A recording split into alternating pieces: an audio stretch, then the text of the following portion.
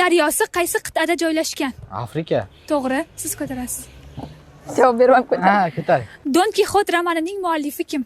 Bilmayman ekan lekin. 3, 2, 1. Servantes. Gravitatsiya qonunini kim kashf etgan? Newton. To'g'ri. Olma sekinroq. Kompyuter viruslari bilan bog'liq eng ko'p ishlatiladigan operatsion tizim. Antivirus. Windows. Windows, to'g'ri. Siz birinchi aytdingiz. Garri Potter kitobining muallifi kim? Voy, shuni bilardim lekin. John Catherine Rowling. Birinchi avtomobilni kim ixtiro qilgan? Oh. Dizel yo'q. Karl Benz. Karl Benz, to'g'ri. Mana ko'tarish kerak buni.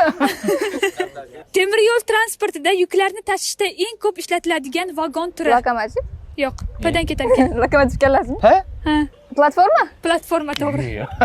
Balandroq ko'taring. Aviatsiyadan ham savol bering. Dunyodagi eng katta yo'lovchi samolyoti. Voy, ana. Boeing 727. Yo'q, 321. yo'q. Bizda faqat Boeing bor o'zbekistonda. A380. Bo'ldi, o'yin tugadi, rahmat. Voy.